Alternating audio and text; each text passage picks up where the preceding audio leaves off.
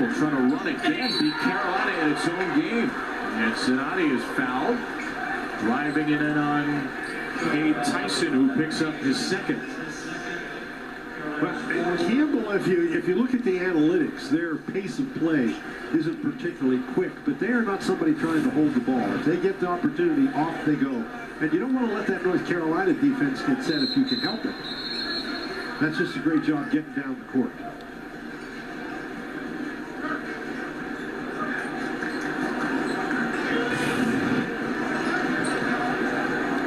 We're now going to have a stoppage.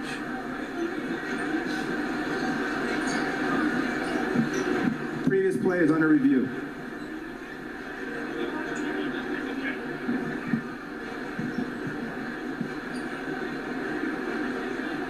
An official review. Lee Cassell, Brent Hampton are at the monitor. Let's see what they're looking at. Well, I think Siani is bleeding. And that may be why they're looking at it. There's blood on the court.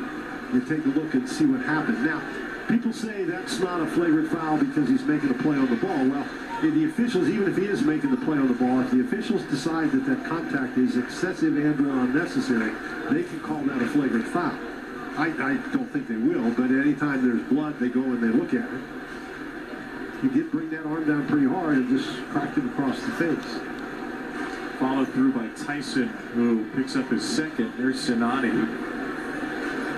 being attended to. Bloodied and bruised after the foul, with free throws coming.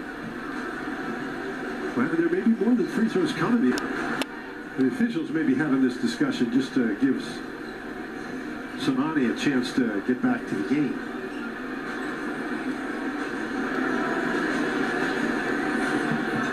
Jasin Siani still over to the left of the court, down by the tunnel there. Campbell's leading scorer, 12.5 points per game. Senior to Oak Creek, Wisconsin, who began his career at Milwaukee.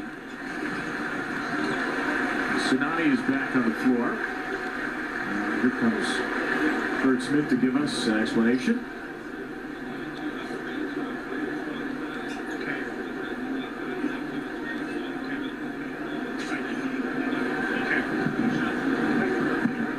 All right, so Dan, that's exactly what we were talking about. They've upgraded that from a common foul to a flagrant one foul. And the reason they did it was they felt that the contact, the hand coming down, slapping him across the face, in that situation where he was a vulnerable player, they felt like that contact was excessive. So it doesn't matter that he was making a play on the ball, it was excessive contact.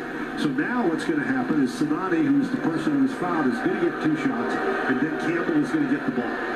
After further review, the personal foul is being upgraded to a flagrant one on Carolina number 5. Will be 2 shots. Last time Siani went to the line, everybody was cheering. Now everybody's booing. Let's see how he handles it here. Next time the entire arena will go silent.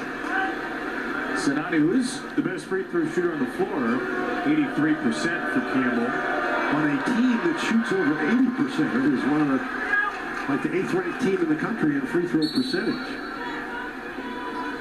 They have a player, Campbell, Bragi Goodmanson, we've barely seen off the bench, who's 27 out of 27 from the free throw line this year. When Siani's still bleeding. So he's going to go back over to the bench.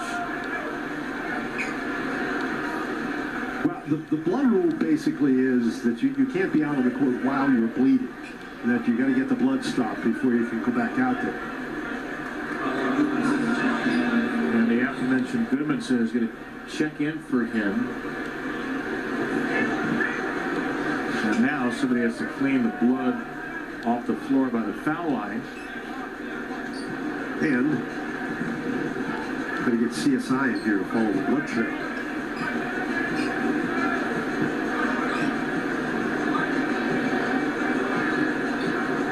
So the forensics officers of Chapel Hill have completed their work. Siani. That's the big, if they can make this basket here, that is a pretty big turnaround.